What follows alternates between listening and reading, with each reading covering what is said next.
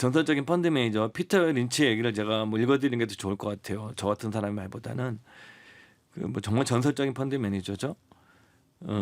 장기적으로 미래의 번영을 결정하는 것은 버는 돈이 얼마냐가 아니라 버는 돈 중 얼마를 저축하고 투자하느냐다. 아, 그러니까 많은 분들이 뭐냐면 내가 많이 벌면 내가 다 나아질 것 같지만 많이 버는 것만으로는 안 돼요. 많이 번 것 중에서 일부를 내가 얼마나 저축하고 투자하느냐가 중요한 거예요. 박연미의 목돈 연구소. 돈 얘기하다 보니까 어느덧 인생 상담까지 하게 되는 지식 편의점입니다. 미래에셋 투자와 연금센터 이상권 전무 오셨네요. 안녕하세요. 예, 반갑습니다. 오늘 전무님을 기다리는 사람이 저뿐만은 아니었습니다. 일단 손진희님이 요즘 주식창을 안 보신대요. 예. 가슴이 아파서 그 눈물 마크도 2개 붙여주셨고 아, 제가 주식에 소질이 없나 봐요. 이렇게 허무하다, 정말 힘들다 이런 메시지를 주셨는데 손해보면 소질 없는 거예요? 저도 요즘 손해 보고 있어요. 어, 그 시장이 이제 예를 네. 들어서 이렇게 다 나빠지면 물론 그 중에서 버시는 분도 계신데 대다수의 투자 잘하시는 분들도 손해를 볼 수 있어요. 증권사 다니시는 전무님도 손해 볼 수 있는 거죠? 제가 뭐 매년 손해를 안 보면은 제가 왜 회사를 다니겠습니까? 그냥 아예 그쵸. 제가 투자 회사를 하거나 직접 투자를 해야죠. 매년 내가 플러스를 낼 수 있으면 그거는 어마어마한 능력이거든요. 그 역사적으로 한 해도 안 걸르고 수익을 내는 사람은 그 어떤 인류 투자가도 아직도 그 못하는 기록입니다. 물론 그게 1년, 2년, 3년, 4년, 뭐 4, 5년까지도 가능하겠지만 그것이 뭐 10년, 20년, 30년 투자에서 우리가 중요한 게 지속성이거든요. 지속적으로 계속 할 수 있다는 사람은 아마 없을 겁니다. 단 한 명도 지금까지. 뭐 제가 알고 있는 지식으로는. 그래서 네. 제가 뭐 이 방송에서도 말씀드리지만 저도 뭐 속쓰리고 과연 이렇게 돈을 잃었을 때 어떻게 돼야 되느냐. 그 시세판을 저도 잘 안 보려고 그러거든요. 속이 쓰리니까. 그렇지만 이것은 그냥 하나의 에피소드인 거고 이 속에서 어떻게 내가 투자를 했던 내 마음이라든가 내 종목들을 어떻게 생각하느냐에 대해서 좀 깊이 있게 생각하는 시간을 가지시는 게 되게 중요하다고 저는 생각을 해요. 저도 요즘 그렇게 하려고 노력을 하고 있고요. 진희님 들으셨죠? 미래에셋 전무님도 시세판을 속이 쓰려서 잘 안 본다. 전무님한테 죄송한데 그 말씀을 들으니까 갑자기 힘이 좀 나네요. 제가 너무 못됐나요? 자, 첫 번째 질문을 드릴게요. 지난 시간에 투자에서 중요한 것도 스스로 투자의 규칙을 정하는 거다. 예, 규율이 필요하다 이런 말씀을 하셨어요. 예. 근데 여기서 말한 룰, 규율이라는 게 어떤 뜻입니까? 여기서 이제 우리가 룰이 있고 제가 영어 발음이 안 좋습니다. 디스플린이라고 있잖아요. 그게 사실 룰보다는 그 디스플린에 더 가까운 단어예요. 네. 그러니까 룰은 규칙의 의미가 더 강할 것이고 이거는 규율입니다. 이거는 규율이라는 단어를 우리가 이제 그 네이버 국어사전에서 찾아보면은요 이런 뜻이 있어요. 그게 나옵니다. 질서나 제도를 유지하기 위하여 정해놓은 행동의 준칙이 되는 본보기. 여기서 이제 중요한 거는 행동의 준칙이잖아요. 그 준칙이라는 단어는 뭐냐? 준거할 기준이 되는 규칙이나 법칙이에요. 그러니까 그래서 또 준거는 뭐냐? 네. 준거는 사물의 정도나 성격 따위를 알기 위한 근거나 기준. 그러니까 이 단어를 한번 생각해 보시면 어떤 근거를 가지고 내가 어떤 규칙을 갖고 지켜나가는 거예요. 그냥 무조건 막 지키는 게 아니라 내 나름의 근거가 있어야 되고 이 근거를 바탕으로 해서 만들어진 어떤 규칙 같은 것들을 내가 일관되게 지켜나가는 것을 우리가 규율이라고 그럽니다. 그래서 다시 한번 말씀드리면 어떤 행동을 하기 위해서 내가 사전에 정해놓은 행동이나 판단의 근거를 가지고 지켜나가는 것 정도로 해석을 하시면 될 것 같아요. 이게 왜 중요하냐 투자에서.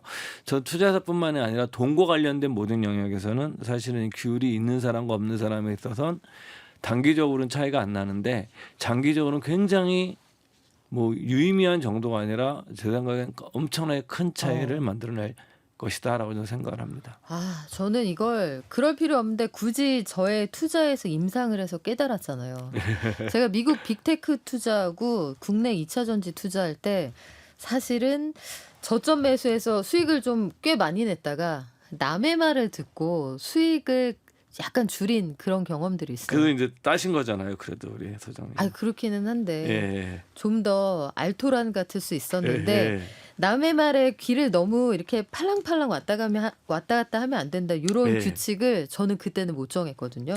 투자에서 이런 규칙을 정하는 게 그래서 중요할 것 같아요. 예, 이게 저는 뭐 제가 한 얘기는 아니고 인류 투자가들이 항상 하는 얘기입니다. 이 얘기는 왜 이렇게 우리가 그 규율이 중요하냐?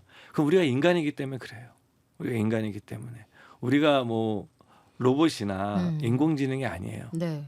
그리고 우리가 이제 그 스타트rek인가 거기서 나오게 되면 어떤 계산한 그분 이름이 기억이 안 나는데 그런 우주인이 한 명 있죠, 나오죠. 있죠. 네. 그렇게 우리가 완전히 그 호모 이코노미쿠스처럼 그 모든 것을 합리적이고 계산할 수 있는 존재는 아니에요. 인간은 감정을 가지고 있습니다. 뭐 예를 들게 되면 제가 몇 번 설명드렸지만 매월 20만 원씩 적립식으로 투자를 하기로 했는데 갑자기 주가가 폭락하게 되면 되게 고민스러워요. 더 넣을까 그쵸. 말까. 네. 더 떨어질 것 같거든요. 이건 왜 그러냐면 내 감정상의 공포심과 두려움이 날 지금 지배하기 때문에 그래요. 이번 2차 전지 같은 거 막 오를 때 야 나만 가난해지는 것 같아. 이것땐 내가 뭐냐면 그 탐욕이 나를 이제 하는 거예요. 인간은 이 공포와 두려움, 탐욕의 이 저울추에서 왔다 갔다 하는 존재예요. 여기서 내가 중도를 딱 지킨다. 결코 쉽지 않아요. 그래서 내가 사전 어떤 규율을 정하는 거예요. 내가 그걸 지키기 어렵기 때문에. 네. 그다음에 두 번째 인간은 집단 속에 사는 존재예요. 우리가 많은 생각이 들면 여러분들이 내가 100만 명 있는 집회에 참석을 했어요. 그때 나와 집안에 혼자 있는 나가 똑같은 나지만 이들은 다른 나예요. 집단 속에서 인간이 행동을 할 땐 다른 행동을 보여요. 이런 것에 대한 연구는 어마어마하게 많이 나와 있어요. 이건 이미. 그래서 절대 혼자 있을 때 하지 않을 행동들을 해요. 그 우리가 이제 저희 세대는 그런 비유를 드는데 이 예로 저희 세대는 학교에서 예비군을 했던 세대거든요. 아 교련. 예, 교련 네. 수업도 있었고 진짜 옛날 얘기죠. 그러면은 그 대학교 그때는 2학년 맞추 군대 가는 게 저희 때는 되게 많았어요. 많았죠. 예, 흔한 일이었어요. 네. 그러면은 멀쩡한 선배들이 그 예비 군복을 입고 가서 예비 군복 받으면 괜히 지나가는 여학생한테 휘파람 불고 그래요. 아 그 왜 그러죠? 그 예비 군복 네. 벗겨놓으면은 그냥 아무렇지도 않았던 사람들이 그냥 지들끼리 모여 있으면 훈련 받으면서 괜히 꽈후배 지나가는데 휘파람 불고 그래요. 그러니까 이 사람 똑같은 사람인데, 그쵸. 그러니까 예비군이란 집단 속에 있을 땐 그냥 군대 시절 행동처럼 생각하는 거예요. 이게 다 그런 건 아니지만 네. 예, 이런 형들 보면서 저는 집단 심리에 관한 책을 읽을 때 제일 딱 떠올랐던 이 에피소드가 저는 대학을 졸업하고 군대 갔기 때문에 그런 경험이 없지만 옛날에 그 선배들이 그것도 이렇게 해석할 수 있겠다는 생각을 한 적이 있었습니다. 그래서 인간은 집단의 압력을 받아요. 집단이 움직일 때 자기도 움직일 수 있는데 굉장히 유명한 실험이 있죠. 이건 아마 많이 아실 건데 이렇게 선분 있잖아요. 선분. 네. 뭐 1cm 대 3cm로 선분을 하나 보여주고 짧은 선분, 긴 선분이 있고 동일한 선분이 있어요. 같은 크기가 같은. 근데 사람들한테 서로 하는 거예요. 모든 한 명만 빼고 사전에 약속된 사람들한테 이 선분과 똑같은 선분을 찾아라. 그런데 전부 다 긴 선분을 얘기하는 거예요. 똑같다고 긴 걸 가지고. 진짜요? 네. 그러면 막 30명한테 30명이 다 그렇게 하고 나오니까 그러면 이제 마지막에 사전에 약속하지 않은 사람이 딱 들어갔는데 헷갈리는 거예요. 자기가 보기엔 명백히 똑같은 선분이 저게 아닌데 긴 선분 갖고 똑같다고 사람들이 얘기를 하거든요. 근데 실제로 상당수의 사람들이 그 긴 선분을 보고 똑같다고 얘기를 해요. 따라서. 그러면 이게 명백히 노란색은 이거고 빨간색은 이건데 내 앞에 있는 29명이 빨간색 보고 노랗다고 하면 이게 노란색인가? 헷갈린다는 거예요? 그렇죠. 그게 내가 노란색이 아니란 걸 알면서도 안 하면 안 될 것 같은 거. 그 우리가 이제 동조와 압력이라고 그러거든요. 심리학에서 굉장히 유명한 전설적인 실험 중에 하나예요. 뭐 고릴라 실험이나 네. 이런 실험 같은 것들이 전설적인 실험 중에 하나인데. 고릴라 실험은 다시 봐도 신기해요. 예, 이건 아주 전설적인 네. 실험이에요. 뭐 그 고릴라 예를 들면 그 고릴라 실험을 그 아이디어를 내신 분이 대학원 때 내가지고 그 아이디어 하나로 세계적인 심리학자가 됐어요. 슈퍼스타가. 고릴라 실험을 잠깐 말씀을 드리면 예. 지금 여기 나와 있는 사람들이 뭐 하고 있는지 사람들 숫자가 몇인지 세보세요 하고 보여줍니다. 근데 거기에 사람들이 매몰돼서 고릴라 탈을 쓴 사람이 등장을 해서 춤을 추고 왔다 갔다 하는데 고릴라를 본 사람이 거의 없어요. 거의 없어요. 이게 왜냐하면은 내가 보고 싶은 것만 보니까. 예, 인간이 그래요. 네. 그러니까 인간이 이렇게 감정적을 가지고 있고 공포와 두려움이나 그 탐욕의 감정을 가지고 있고 집단의 압력 속에 존재하는 사람이기 때문에 내가 아무리 내가 스스로를 물어보면 자기 자신이 다 합리적이라 그래요. 제 친구 중에도 가장 합리적이지 않은 친구인데 다 그렇게 얘기해 주변에. 근데 본인은 가장 합리적이라고 얘기를 해요. 어떻게 그 친구한테 직언을 해주셨어요? 넌 그런 아이가 아니야. 근데 이제 제가 살면서 느낀 건데 뭐냐면 제가 나중에 나이 먹어서 지금도 잘 못하고 있지만 원하지 않는 조언은 비난이더라고요. 그래서 이제 요즘은 살면서 가급적이면 원하지 않는 조언하지 말아야지. 근데 또 이게 노땅이 되는 거죠. 이게 이제 나이를 들어가게 되면 자꾸 이렇게 잔소리를 하게 돼요. 선배님이 되시는 거죠. 예, 그래서 보이는 게 많은 거죠. 하지 말라고 하지 않으려고 노력은 하는데 이게 잘 안 돼요. 그래도. 저도 그래서 물어보지 않는 거 대답 안 한 지 오래됐습니다. 네. 네, 프랑스 속담에 그런 게 있더라고요. 진실만큼 불편한 것은 없다. 자, 돈을 관리할 때도 그래서 집단의 군중 심리에 휩쓸린다 이런 말이에요. 예. 그러면 내가 여기에서 이 파도에서 날 구하겠다. 가장 먼저 정해야 되는 규율은 어떤 겁니까? 일단 소비와 저축의 규율이에요. 그다음에 우리가 사실 우리가 돈에 관련된 거는 소비와 저축과 투자거든요. 이 세 가지 영역은 사실 맞물려 돌아가는 거예요. 그럼 여기서 소비의 규율이 있어야 됩니다. 제가 최근에 읽은 책 중에 그 투자도 복리도 인생처럼이라는 책인데 이 책에 나온 문장 중에 하나가 찰스 디킨스, 영국의 대문호죠. 그 데이비드 커퍼필드라는 책에서 나온 한 문장을 인용하는 대목이 나오는데 저는 굉장히 인상 깊었어요. 이 내용이 이런 겁니다. 연수입 20파운드, 연 지출 19.6파운드, 결과는 행복. 연수입 20파운드, 연지출 20.6파운드, 20.6파운드, 결과는 불행. 그러니까 이 문장을 간추려 보자면 수입보다 지출이 적은 사람, 아껴 쓰는 사람은 행복하고 연수입보다 돈을 더 쓴다. 결과는 불행하다 이런 얘기예요? 그 이제 소비의 규율은 시대를 초월해서 이건 변하지 않는 거예요. 수입보다 지출이 많아지면 반드시 불행해집니다. 아껴야 잘 살죠. 예. 네. 이게 뭐 내가 뭐 돈을 많이 벌면 더 써도 돼요. 근데 이거는 돈을 많이 버냐 적게 버냐의 문제는 아니에요. 이건 그냥 그 수입이 지출보다 항상 많은 상태가 되지 않으면 이거는 언젠가 사고가 나요. 이거는 금액이 많고 크고의 문제가 이거는 시대를 초월한 소비의 규율이에요. 이것은 어찌 보게 되면 그 헌법과 같은 거예요. 헌법 제1조 1항과 같은 거예요. 네. 그래서 이거를 하지 않으면 소용이 없는 거예요. 이 제가 제 친한 후배 중에 한 모 금융회사에서 이제 감사 업무를 오래 한 친구가 있어요. 그 친구랑 제가 소주 한 잔을 먹으면서 이렇게 이런저런 얘기를 하다가 너 감사 업무하고 그러면 뭐 사고 치는 애들 있지 않냐, 직원들 있지 않냐. 그래서 그 녀석이 하는 얘기가 그 녀석이라네. 그 후배가 하는 얘기가 네. 그러는 거예요. 형님 제 경험으로 보면 4, 5년에 한 번씩은 꼭 사고 치는 사람이 있습니다. 회사에서 예, 금전 사고 치는 사람. 그렇게 짱짱하게 관리를 해도 예. 네가 보기에 그 이유가 뭐냐? 금액을 많고 적고를 떠나서 네. 많은 사람 요즘 뭐 TV에 나오는 사람은 뭐 500억, 100억 이렇게 하는 사람도 있고 뭐 막말로 얘기해서 뭐 몇백만 원의 소액도 하는 사람들이 있겠죠. 단위가 다를 뿐. 예, 단위가 다를 뿐 이게 사고 치는 사람이 있는데 네가 보기에는 이 이유가 뭔 거 같냐 그랬더니 그 친구 얘가 딱 나오는 거예요.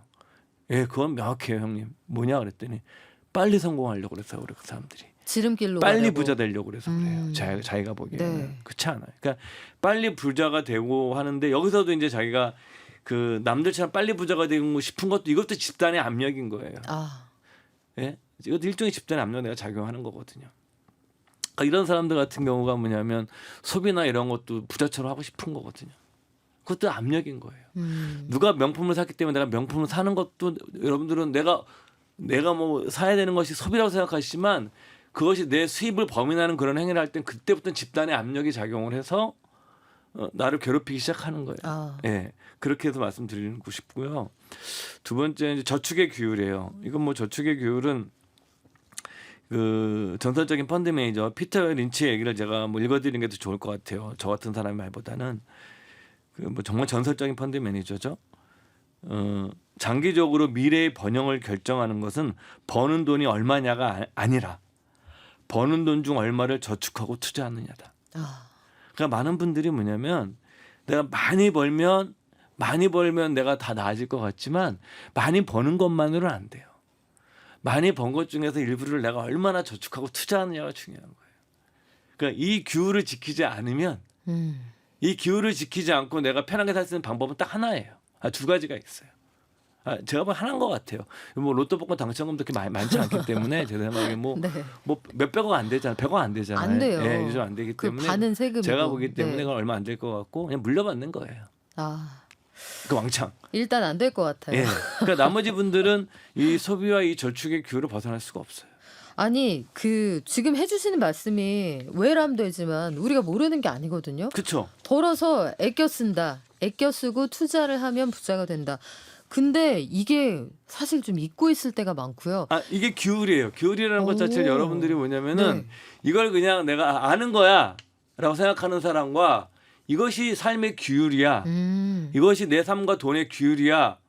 이거는 다른 거예요. 되게 유명한 옛날 톱스타들이 나중에 아주 어려운 형편으로 살고 있다. 이거 알게 되는 것도 결국은 이런 사례에 적용이 되는 거네요. 이건 제가 뭐 연예인분한테 직접 들었던 얘기예요. 예. 그러니까 어린 나이에 너무 이제 돈을 많이 벌고 또 가족들이 돈을 많이 가져가고 그렇죠. 그러니까 이것이 계속될 것 같거든요. 그렇지만 여러분들 생각해 보면 제가 이제 이 방송에서 많이 말씀드리는 것 자체가 불확실성이란 개념이에요. 여러분들 우리 삶이 그렇게 확실하지 않아요. 네. 그리고 여러분들 우리가 투자하는 것 자체가 그렇게 확실한 게 아니에요. 우리가 불확실성 속에서 우리가 확실한 그나마 찾으려고 노력을 하는 거지. 기본적인 우리의 삶의 기본값, 디폴트 옵션은 불확실성이 지배하는 삶을 살고 있는 거예요. 근데 많은 분들이 현재 내가 하고 있는 것이 괜찮은 것 자체가 확실하고 지속될 것처럼 생각하기 때문에 그분들이 또 나이가 어려서 그럴 수도 있고 또 하나는 주변에 이거를 가르쳐주는 사람도 없고 그러다 보니까 이제 엄청난 많은 돈을 벌고 스타셨지만 나중에 이제 궁궁해지는 삶을 사시게 되는 이유도 저는 이런 규율에 대한 훈련들이 많이 안 돼 있고 그럴 기회도 얻지 못했고 안 가르쳐 주거든요 학교에서. 이런 거 경제금융교육 좀 해주면 좋을 것 같은데. 이건 집에서 할 일입니다. 그래요? 왜냐하면 사실 저희들도 못 배웠거든요. 이거 알려주는 사람이 뭐 없었어요. 이런 거거든요. 네. 예를 들어서 인사를 안 합니다 아이들이. 그거는 그럼 학교 선생님이 가르쳐 줄 수도 있지만 그건 기본적으로 엄마 아빠 가르쳐야 되는 거지. 그거는 학교에서도 가르치겠지만 그 교육의 성패는 엄마 아빠가 하는 거예요. 그래요. 밥상머리 교육. 그렇죠. 유대인들은 맨날 유대인 하는데 네. 유대인들의 교육의 기본은 밥상머리 교육이에요. 예. 저도 잘 그러면 못하고 있지만 우리가 예측과 확률 같은 이야기도 지난 시간까지 했는데 그러면 투자의 기간과 관련해서 오늘 아마 마지막 질문이 될 텐데요. 투자 기간이라는 걸 정할 때도 규율이라는 게 통용이 됩니까? 이게 뭐냐면 많은 분들이 장기 투자가 무조건 능사라고 생각을 하는 분도 계시고 이거 아니에요. 묻어두라면서요. 네, 그렇게 할 수도 있지만 네. 사실은 저는 단기 투자를 해서 돈을 벌 수 있으면 뭐하러 장기 투자를 해요. 그럴 필요 정말 없어요. 내가 만약에 데이 트레이딩 옛날에 우리 99년도 2000년대에 데이 트레이딩이라는 것이 매우 유행을 했었어요. 초단타. 그러니까 하루에 네. 뭐 내가 1%씩 따기 논리적으로 하루에 1%씩을 내가 따게 되면 한 연간 300% 따요. 뭐 노는 날 빼고 휴가 안 다치도 하더라도 네. 연간 200%를 따요. 그럼 좋은데. 네, 논리적으로는 그게 딱 맞아요. 근데 결과적으로 그 수많은 데이 트레이더들이 사라졌어요. 네, 저도 그때 기자 시절에 휴직을 했었는데 네. 그분들이 만약에 지금도 성공했었으면 이번 유튜브 다 나오셨을 거예요. 다 성공한 사람이 없어요. 그래서 중요한 게 뭐냐면 자신의 투자 규율에 저는 장기 투자라는 것보다는 저 정확한 말은 장기적 관점을 갖자라는 거예요. 그러니까 1년의 시간에 지평을 가진 사람, 10년의 지평을 가진 사람이 서로 경쟁한다고 생각해 보세요. 여러분 주식 투자는 완전 경쟁 시장이에요. 또 다른 말로 표현하게 되면 완전 경매 시장이에요. 100% 입찰의 자격 제한이 없는. 누구나가 내가 그 금액에 한 주도 살 수 있기 때문에 금액 제한 없이 요즘 또 소수점 거래도 가능하기 그쵸. 때문에 그 단돈 1,000원만 있어도 내가 100억 있는 사람과 같이 입찰할 수 있는 겁니다. 전문 경매사하고 나하고 동시에 경쟁하네요. 그렇죠. 근데 거기서 내가 시간의 규율을 지평을 일주일, 1년, 3개월 가지고 있다 그러면 내가 그 완전 경쟁 시장이 이루어지고 완전 입찰이 이루어지는 시장에서 내가 이길 수 있다고 생각하시는 것은 굉장한 착각이에요. 쫄리는데요. 예. 생각해 보면. 그래서 여러분들께서 뭐냐면 자신의 투자 규율에 시작을 할 때 주식을 사시더라도 일정 정도 시간의 규율을 가지셔야 돼요. 그게 뭐 대다수의 인류 투자가들이 보통 3년 5년 정도는 생각하고 시작을 하거든요. 뭐 이유는 다 다릅니지만 뭐 제가 읽었던 책이나 제 주변의 고수들 보면 3년 5년 정도 내가 보유하겠다고 생각하고 접근을 해요. 네. 당장 내일 오를 걸 찾는 것이 아니라. 그래서 이런 시간에 대해서 자기만의 기준이 있어야 돼요. 그러니까 준 거죠. 그래야 내가 행동을 하는 겁니다. 이게 바로 네. 규율이기 때문에. 그래요. 스스로의 규율을 정하자. 오늘 마무리 말씀으로 소비와 저축, 투자 전 과정에서 나 나름대로의 규율이 필요하다. 이렇게 정리를 하면 되겠습니까? 그 워렌 버핏 얘기를 너무 많이 하니까 다 이렇게 진부할 것 같아요. 사실 워렌 버핏 주식 얘기 이런 거보다는 사실 저는 워렌 버핏의 더 좋아하는 얘기가 이런 일상 얘기예요. 전 삶의 개인적으로. 태도. 예. 그러니까 이제 워렌 버핏이 한 얘기가 중에 오늘 제가 드리고 싶은 핵심 메시지에 담겨 있는 얘기를 한번 드리도록 하겠습니다. 투자란 나중에 더 많이 소비할 능력을 갖기 위해 지금의 소비를 포기하는 것이다. 와, 너무 멋있다. 당연한 거예요. 네. 나중에 더 많이 소비할 능력을 내가 갖기 위해 소비를 안 해도 돼요. 굳이 하려고 그러는 건 아니에요. 해도 되고 안 해도 되고 기부해도 되고 그건 본인이 결정할 문제예요.